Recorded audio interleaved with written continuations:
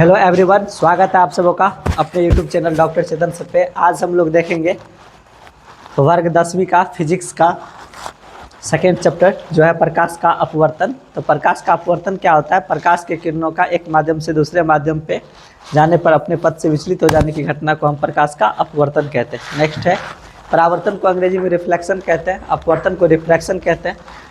Reflection परावर्तन किससे संबंधित है? लौटने की घटना से। अपवर्तन किससे संबंधित है? विचलित होने की घटना से। प्रकाश किसे कहते हैं? प्रकाश वह कारक है जिसकी उपस्थिति में हम किसी वस्तु को देखते हैं। नेक्स्ट है प्रकाश का अपवर्तन किसे कहते हैं? प्रकाश की किरणों का एक माध्यम से दूसरे माध्यम में जाने पर अपने पथ से विचलित हो जाने की घटना को हम प्रकाश का अपवर्तन कहते हैं। और प्रकाश का अपने पथ से मुड़ने की घटना को हम प्रकाश का मुड़ने की घटना को प्रकाश का अपने पथ से मुड़ने की घटना को प्रकाश का अपवर्तन कहते हैं। और बाल्टी में, इससे पहले क्या था? अपवर्तन ही था। बाल्टी में रखा सिक्का ऊपर उठा दिखाई देता है, क्यों? प्रकाश के अपवर्तन के कारण। पानी से भरा गिलास में रड जो दिखाई देता है अपवर्तन के कारण टेढ़ा दिखाई देता है या गहराई कम मालूम होता है अपवर्तन के कारण। पानी की किरण एक माध्यम से जब दूसरे माध्यम में जाती है तो क्या होती है? टेढ़ा हुआ प्रवेश करती है तो अपने पथ से विचलित हो जाती है, और विचलित होने की घटना को हम प्रकाश का अपवर्तन कहते हैं। भिन्न भिन्न माध्यम में प्रकाश की चाल अलग अलग होती है। निर्वात में प्रकाश की चाल 3 लाख किलोमीटर प्रति सेकंड होती है। 3 लाख किलोमीटर प्रति सेकंड से थोड़ा कम होता है वायु में। और पानी में प्रकाश की चाल 2,25,000 किलोमीटर प्रति सेकंड होती है। किलोमीटर घंटा प्रति सेकंड 2,25,000 पानी में प्रकाश की चाल। वायु की अपेक्षा पानी में प्रकाश की चाल कम होती है। सघन माध्यम उसको कहते हैं जिसमें प्रकाश की चाल कम होगी, और विरल माध्यम उसको कहेंगे जिसमें प्रकाश की चाल अधिक होगी। हवा पानी में सघन माध्यम कौन है? हवा और पानी है, तो सघन माध्यम कौन होगा आपका? पानी हो जाएगा। पानी सघन माध्यम हो जाएगा, क्योंकि पानी में प्रकाश की चाल हवा से क्या होगी? कम हो गई। याद रखिएगा, दो माध्यम को अलग करने वाले सतह पर पड़ने वाली किरणें को कहते हैं आपतित किरण, और आपतन बिंदु पर डाला गया लंब को अभिलंब कहते हैं। और अपवर्तित किरण है मुड़कर जाने वाली किरण को, जो टेढ़ा विचलित होकर जो किरण जाती है तो वो अपवर्तित किरण कहलाती है। याद रखिएगा, अपवर्तन कोण किसे कहते हैं? अपवर्तन कोण। अपवर्तित किरण और अभिलंब के बीच बने कोण को हम अपवर्तन कोण कहते हैं, इसको भी याद रखिएगा। प्रकाश के अपवर्तन के कितने नियम है? प्रकाश के अपवर्तन के 2 नियम है, याद रखिएगा। प्रकाश के अपवर्तन के 2 नियम है। पहला कोण, ये नियम पहला इसका गलत लिखा हुआ है, पहला नियम इसका बिल्कुल इसमें गलत लिख दिया गया है, तो आपको दूसरे याद रखना चाहिए कि इस नियम को क्या होता है। ये बिल्कुल नियम गलत है। प्रकाश के अपवर्तन के 2 नियम होता है कि आपतन कोण की जगह आपतन कोण की जया और अपवर्तन कोण की जया का अनुपात एक नियतांक होता है, जिसे हम क्या कहते हैं? प्रकाश का अपवर्तन का पहला नियम कहते हैं, अर्थात साइन आई बटे साइन आर होता है। ये एक नियतांक होता है, इसको म्यू, साइन आई बटा साइन आर को म्यू कहा जाता है। और जया किसे कहते हैं? साइन को जया कहते हैं। आपतित किरण, अपवर्तित किरण और आपतन बिंदु पर डाला गया अभिलंब तीनों एक ही तल में होता है। ये प्रकाश के अपवर्तन का ये दूसरा नियम है। प्रकाश के अपवर्तन के 3 नियम होते हैं। प्रकाश की किरण सघन माध्यम में जाने पर क्या होती है? अभिलंब की ओर झुक जाती है, और विरल माध्यम में जब जाती है तो अभिलंब से दूर हटती है। प्रकाश की किरण विरल माध्यम में जाने पर अभिलंब से क्या होती है? दूर हटती है। लंबवत पड़ने वाले प्रकाश की किरण का अपवर्तन कैसे होता है? लंबवत होता है, अपने रास्ते पर होता है। पार्श्विक विस्थापन किसे कहते हैं? आपतित किरण और निर्गत किरण के बीच के लंबिक दूरी को हम पार्श्विक विस्थापन कहते हैं। याद रखिएगा, आप ये PDF मंगा के बाकी इसको आप याद कर सकते हैं। बाकी जिस कोचिंग में आप कहीं पे पढ़ रहे हैं तो ठीक ही है, हम यहाँ पे बस आपको रिकॉल कराते जा रहे हैं। कांच की चौड़ाई अधिक होने पर पार्श्विक विस्थापन क्या होगा? अधिक होगा। अगर कांच की चौड़ाई अधिक होगी तो पार्श्विक विस्थापन अधिक होगा। पतला शीशा का पार्श्विक विस्थापन कम होगा। अपवर्तनांक किसे कहते हैं? किसी माध्यम में निर्वात में प्रकाश की चाल और किसी माध्यम में प्रकाश की चाल के अनुपात को हम अपवर्तनांक कहते हैं। निर्वात में प्रकाश की चाल और किसी वस्तु में प्रकाश की चाल के अनुपात को अपवर्तनांक कहते हैं। इसे अंश से निरूपित करते हैं। अपवर्तनांक का सूत्र होता है निर्वात में प्रकाश की चाल और दिए गए माध्यम में प्रकाश की चाल के अनुपात। कांच का अपवर्तनांक यह है, पानी का यह, केरोसिन तेल का यह, अल्कोहल का यह है, बेंजीन का यह है। यहाँ पे एक हीरा का अपवर्तनांक है जो पूछा जाता है, तो हीरा का अपवर्तनांक 2.42 होता है। ये याद रखिएगा कि हीरा का अपवर्तनांक 2.42 होता है यहाँ पे। और कार्बन डाइऑक्साइड और वायु का अपवर्तनांक 1,0003 होता है, लगभग के आसपास, इसके आसपास होता है। ये वायु का अपवर्तनांक लगभग कितना लिया जाता है? 1 लिया जाता है। निरपेक्ष अपवर्तनांक, वायु की अपेक्षा किसी माध्यम के अपवर्तनांक को हम निरपेक्ष अपवर्तनांक कहते हैं। अगर वायु से तुलना करके देखेंगे कि किसका कितना अपवर्तनांक है तो उसको हम निरपेक्ष अपवर्तनांक कहते हैं। वायु की अपेक्षा अगर देखेंगे तो निरपेक्ष। किन पदार्थों का अपवर्तनांक सबसे अधिक होता है? हीरा का अपवर्तनांक सबसे अधिक होता है। याद रखिएगा, हीरा का अपवर्तनांक। सघन माध्यम का अपवर्तनांक क्या होगा? अधिक होगा। विरल माध्यम का अपवर्तनांक कम होगा। तारपीन के तेल का घनत्व पानी के घनत्व से क्या होता है, कम होता है, क्योंकि तारपीन का तेल पतला ज़्यादा होता है। जिस माध्यम का अपवर्तनांक कम होता है उसमें प्रकाश की चाल अधिक होगी। और आपेक्षिक अपवर्तनांक किसे कहते हैं, दो पदार्थ के अपवर्तनांक के अनुपात को हम आपेक्षिक अपवर्तनांक कहते हैं। स्नेल का नियम क्या होता है, साइन आई बटा साइन आर को स्नेल का नियम कहते हैं। किसी निश्चित माध्यम के लिए आपतन कोण की ज्या और अपवर्तन कोण की ज्या का अनुपात एक नियतांक होता है, इसे हम स्नेल का नियम कहते हैं। पानी के सतह पर छड़ी मुड़ा क्यों दिखाई देता है, प्रकाश के अपवर्तन के कारण। पानी के सतह पर छड़ी मुड़ा क्यों दिखाई देता है, प्रकाश के अपवर्तन के कारण। पानी से भरे बाल्टी की गहराई कम क्यों मालूम होता है, प्रकाश के अपवर्तन के कारण। प्रिज्म किसे कहते हैं, कांच का बना हुआ पदार्थ जो एक कोण पे झुका हुआ रहता है उसको प्रिज्म कहते हैं। तो ठीक है, प्रिज्म का अपवर्तक पृष्ठ किसे कहते हैं, जिस पृष्ठ से प्रकाश की किरणों का अपवर्तन होता है उसे हम प्रिज्म का पृष्ठ कहते हैं, याद रखिएगा। प्रिज्म के अपवर्तक कोण किसे कहते हैं, प्रिज्म के दो पृष्ठ के बीच बने कोण को हम प्रिज्म का कोण कहते हैं। प्रिज्म का आधार किसे कहते हैं, प्रिज्म जिस आधार पर बनाया जाता है उसे आधार को हम प्रिज्म का आधार कहते हैं। प्रिज्म का मुख्य काट होता है, जैसे कोई प्रिज्म है तो उसके वर्टिकली काट को, ऊर्ध्वाधर काट को हम प्रिज्म का मुख्य काट कहते हैं। ये समबाहु त्रिभुज बनता है जिसका सभी कोण 60 डिग्री होता है। कांच का सिल्ली किसे कहते हैं, शीशे से बने मोटे पारदर्शक पदार्थ को हम कांच का सिल्ली कहते हैं। विचलन कोण किसे कहते हैं, विचलन कोण की विचलित कोण, निर्गत किरण और आपतित किरण जो किसी माध्यम से जो विचलित होकर किरण जाते रहती है उसे निर्गत तो विचलित वो जो कोण बनाता है। प्रिज्म के आपतित किरण और निर्गत किरण के बीच, आपतित किरण और निर्गत किरण के बीच बने कोण को ही हम विचलन कोण कहते हैं। प्रिज्म में विचलन कोण कब अधिक होता है, जब प्रिज्म का अपवर्तक कोण अधिक होता है। और उसके बाद लेंस किसे कहते हैं, निश्चित या ज्यामितीय सतहों से घिरे पारदर्शी पदार्थ को हम लेंस कहते हैं। लेंस दो प्रकार के होते हैं, उत्तल लेंस और अवतल लेंस। उत्तल लेंस जो होता है बीच में मोटा होता है, अवतल लेंस जो होता है बीच में पतला होता है, याद रखिएगा। उसके बाद क्वेश्चन है कि दूर और निकट के वस्तु को देखने के लिए किसका उपयोग करते हैं, चश्मा या दूरबीन का उपयोग करते हैं। चश्मा और दूरबीन में क्या लगा होता है, लेंस। सूक्ष्मदर्शी में क्या लगा होता है, लेंस लगा होता है। हमारे आंखों में क्या लगा होता है, लेंस। हमारे आंखों में कौन सा लेंस लगा होता है, उत्तल लेंस लगा होता है, याद रखिएगा। आंखों में उत्तल लेंस लगा होता है। उत्तल लेंस किसे कहते हैं, वह लेंस जो किनारों की अपेक्षा बीच में मोटा होता है उसको उत्तल लेंस कहते हैं। उत्तल लेंस में बड़ा प्रतिबिंब बनता है, ये भी याद रखिएगा। उत्तल लेंस फिर 3 प्रकार के होते हैं, अवतल लेंस भी फिर 3 प्रकार के होते हैं। अवतल लेंस वह लेंस कहलाता है जो बीच में पतला होता है, अवतल लेंस बीच में पतला होता है, साइड में मोटा होता है। उत्तल लेंस बीच में मोटा होता है। लेंस के वक्रता केंद्र किसे कहते हैं, लेंस जिस गोले का भाग हो उसके केंद्र को हम वक्रता केंद्र कहते हैं। लेंस में 2 वक्रता केंद्र होते हैं। लेंस के मुख्य अक्ष किसे कहते हैं, लेंस के वक्रता केंद्र और लेंस के प्रकाशीय केंद्र को मिलाने वाली रेखा को हम मुख्य अक्ष कहते हैं। द्वारक किसे कहते हैं, लेंस के वृत्ताकार सीमा रेखा व्यास को द्वारक कहते हैं। प्रकाशीय केंद्र किसे कहते हैं, लेंस के मध्य बिंदु को हम प्रकाशीय केंद्र कहते हैं। लेंस के मध्य बिंदु को हम प्रकाशीय केंद्र कहते हैं, याद जरूर रखिएगा। लेंस के मध्य बिंदु को हम प्रकाशीय केंद्र कहते हैं।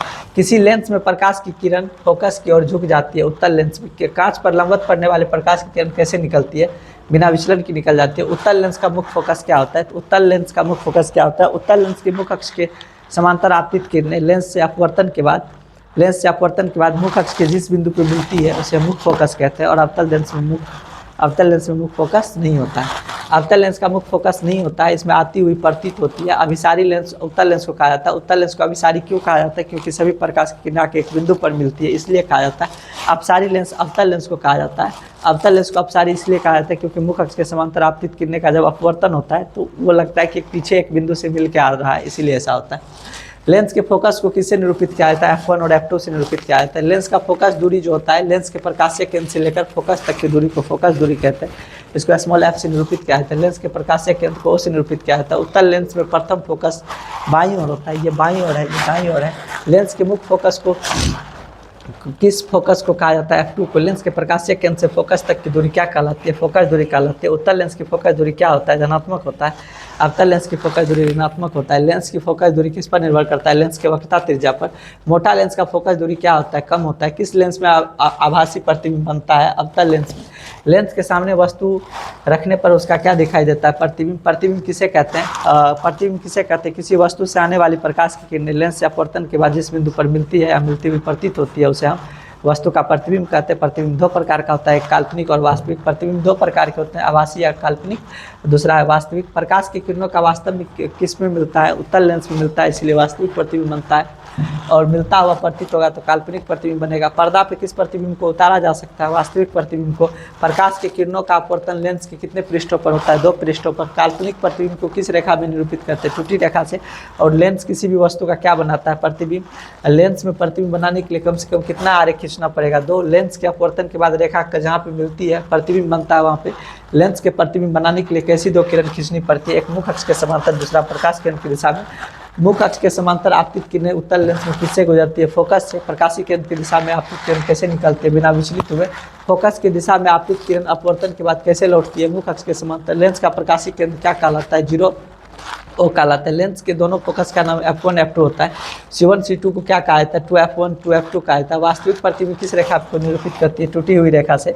उत्तल लेंस में जब वस्तु लेंस और फोकस के बीच हो तो प्रतिबिंब कहाँ बनता है? वस्तु के पीछे काल्पनिक और सीधा बनता है। उत्तल लेंस में वस्तु को फोकस पर रखने पर प्रतिबिंब कहाँ बनता है? अनंत पर बनता है, वास्तविक बनता है। और फोकस पे रखेगा तो अनंत पे वास्तविक उल्टा और काफ़ी बड़ा बनेगा, काफ़ी बड़ा। जब वस्तु 2f1 पर हो तो उसका प्रतिबिंब 2f2 पर बनता है, वास्तविक उल्टा और वस्तु के बराबर बनता है। उत्तल लेंस में जब वस्तु अनंत पे हो तो प्रतिबिंब फोकस पे बनता है, f2 पर बनता है, उल्टा और बहुत छोटा बनता है। अवतल लेंस में हमेशा काल्पनिक प्रतिबिंब बनता है और उत्तल लेंस में हमेशा वास्तविक प्रतिबिंब बनता है। याद रखिएगा, उत्तल लेंस में अनंत पर रखे वस्तु का प्रतिबिंब कहाँ बनता है? फोकस पर। अवतल लेंस में लेंस और अनंत के बीच रखे वस्तु का प्रतिबिंब लेंस और फोकस के बीच बनता है। और लेंस के लिए कौन सी चिन्ह परिपाटी का उपयोग होता है? कार्तीय चिन्ह परिपाटी का उपयोग होता है। याद रखिएगा, लेंस में सभी दूरियां प्रकाशीय केंद्र से मापा जाता है। लेंस के मुख्य अक्ष के नीचे की दूरी को क्या कहते हैं? ऋणात्मक। लेंस के मुख्य अक्ष से ऊपर की दूरी को क्या कहते हैं? धनात्मक। लेंस के मुख्य अक्ष को क्या माना जाता है? x डैश माना जाता है। लेंस के मूल बिंदु से को प्रकाशीय केंद्र माना जाता है। आपतित प्रकाश की दिशा में मापी गई दूरियां धनात्मक होती है, आपतित प्रकाश के विपरीत दिशा में मापी गई दूरियां ऋणात्मक होती है। वस्तु के दूरी को क्या कहा जाता है? वस्तु की दूरी को u कहा जाता है और प्रतिबिंब की दूरी को v कहा जाता है। लेंस में फोकस दूरी जो होता है, प्रकाशीय केंद्र से लेकर फोकस तक की दूरी को फोकस दूरी कहा जाता है। लेंस सूत्र होता है 1/v - 1/u बराबर 1/f। और क्या करा, क्या उत्तल और अवतल दोनों लेंस में एक ही सूत्र लगता है? हाँ, दोनों में एक ही लगता है। फिर आवर्धन है, प्रतिबिंब की ऊंचाई और वस्तु की ऊंचाई के अनुपात को आवर्धन कहते हैं। आवर्धन का कोई मात्रक नहीं होता है। लेंस में आवर्धन का दूसरा सूत्र होता है m बराबर +v/u। याद रखिएगा, यही दर्पण का होता तो माइनस वो लग जाता। मुख्य अक्ष के ऊपर की दूरियां धनात्मक होती है। आवर्धन ऋणात्मक होगा तो प्रतिबिंब वास्तविक और उल्टा होगा। जब आवर्धन ऋणात्मक होगा तो प्रतिबिंब काल्पनिक और सीधा होगा। अगर यहाँ पे आवर्धन ऋणात्मक है तो वास्तविक और उल्टा है, जब आवर्धन धनात्मक है तो काल्पनिक और सीधा है। इसको याद रखिएगा। लेंस की क्षमता क्या होता है? लेंस के द्वारा प्रकाश की किरणों को मोड़ने की क्षमता को लेंस की क्षमता कहते हैं। अभिसरण क्या होता है? उसको मोड़ के एक बिंदु पे लाना। अपसरण क्या होता है? उसको फैला देना एक बिंदु से। लेंस के द्वारा प्रकाश की किरणों का मोड़ना लेंस की क्षमता कहलाता है। लेंस की क्षमता का सूत्र होता है P बराबर 1/f। याद रखिएगा, लेंस की क्षमता का मात्रक क्या लिया जाता है? डायोप्टर या प्रति मीटर या मीटर इनवर्स। फोकस दूरी का व्युत्क्रम क्या कहलाता है? लेंस का क्षमता कहलाता है। लेंस का क्षमता अधिक कब होता है? जब फोकस दूरी कम होता है। डायोप्टर को किससे निरूपित किया जाता है? बड़ा डी से। लेंस की क्षमता का चिन्ह क्या होता है? जो फोकस दूरी का होता है। उत्तल लेंस का क्षमता हमेशा क्या होता है? धनात्मक। अवतल लेंस का क्षमता हमेशा क्या होता है? ऋणात्मक। सूक्ष्मदर्शी दूरबीन और कैमरा में क्या लगा होता है? एक से अधिक लेंस लगा होता है। 2 या 2 से अधिक जब लेंस लगे होते हैं तो उसका शक्ति कैसे निकालते हैं? तो P बराबर P1 + P2 + P3 से निकालते हैं। और एक डायोप्टर किसके बराबर होता है? एक डायोप्टर बराबर होता है 1 मीटर प्रति इनवर्स। 1 मीटर इनवर्स के, 1 मीटर इन्वर्स के। इन्वर्स -1 को हम इन्वर्स कहते हैं। लेंस की क्षमता का ऐसा मात्रक क्या होता है? क्या नहीं लेते हैं डायोप्टर? क्या नहीं होता है? लेंस की क्षमता का ऐसा मात्रक क्या नहीं होता है? डायोप्टर। लेंस की क्षमता का ऐसा मात्रक सही में क्या होता है? प्रति मीटर मीटर इन्वर्स। आँख के डॉक्टर लेंस की क्षमता मापने के लिए किसका उपयोग करते हैं? डायोप्टर का। आखिर डायोप्टर क्या है? डायोप्टर लेंस क्षमता का प्रचलित मात्रक है। डायोप्टर जो है लेंस की क्षमता का प्रचलित मात्रक है। याद रखिएगा, ये देखिए प्रकाश की किरणें आ रही है, यहाँ पे विचलित हो गई तो ये अपवर्तित किरण हो गया, ये आपतित किरण हो गया, ये लंब डाला हुआ है तो ये क्या हो गया? अभिलंब हो गया। यहाँ पे फिर से लंब डलाएगा। ये वायु है, विरल माध्यम है, क्योंकि वायु में स्पीड ज़्यादा होती है, कांच है स्पीड कम होती है, तो ये सघन माध्यम हो गया। प्रकाश के अपवर्तन का चित्र है। आपतित किरण है, अपवर्तित किरण और निर्गत किरण है।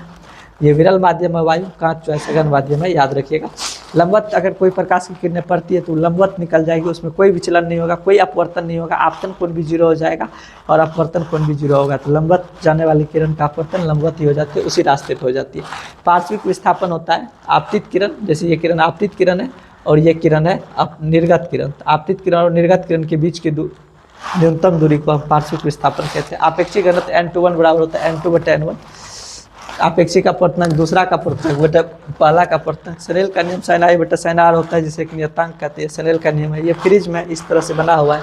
ये प्रिज्म का सतह, ये प्रिज्म का सतह, ये प्रिज्म का कोण है, नीचे वाला प्रिज्म का आधार है। याद रखिएगा, प्रिज्म के से प्रकाश का अपवर्तन, जब प्रकाश के से जब प्रकाश को प्रिज्म से भेजा जाता है तो जो इसमें आने के बाद वो अपने पथ से विचलित हो जाती है। जैसे ऐसे आया तो विचलित हो गया, फिर ऐसे हो गया, तो अपने अवयव रंगों में जो टूट जाते हैं, तो टूटने की इस घटना को हम क्या कहते हैं?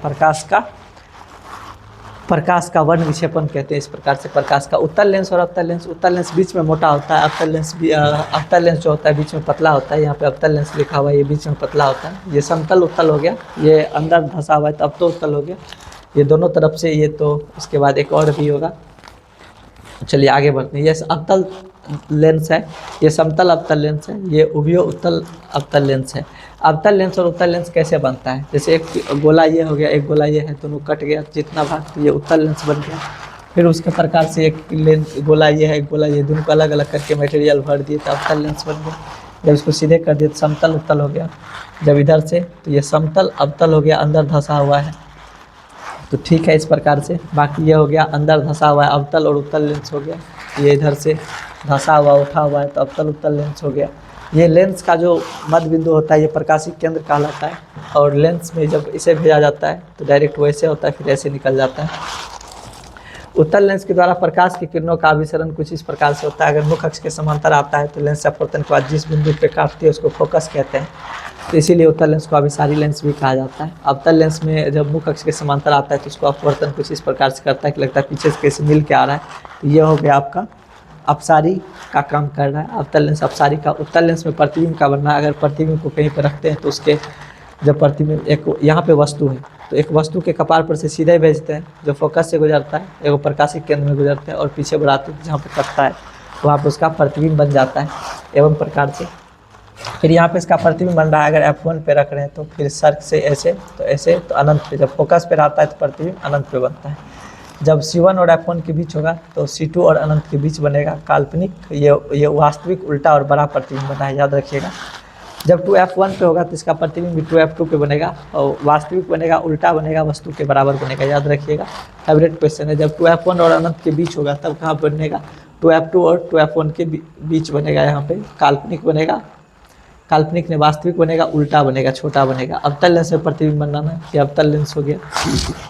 लेंस के लिए किरण आरेख खींचे, तो लेंस के लिए किरण आरेख यही है। उत्तल लेंस खींचिए, मुख्य अक्ष के समांतर आएगा तो अपवर्तन के बाद फोकस से जाएगा, फिर ध्रुव से जाएगा तो यहाँ पे बनेगा। 2F1 और F1 के बीच था तो यहाँ पे बना है, 2F2 के और अनंत के बीच बना है। उसके बाद यहाँ पे मानव नेत्र है। आई होप कि आपको इसमें पूरा रिवाइज हो गया होगा, क्या है, कैसे, किस प्रकार से है।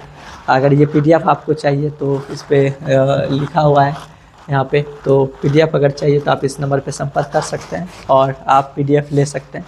क्लास 10th के सब सब्जेक्ट का PDF मिल जाएगा आपको, ऑल सब्जेक्ट का PDF मिल जाएगा, वो भी बहुत मिनिमम फी में मिल जाएगा, ठीक है, 200 या 100 में मिल जाएगा ऑल फी।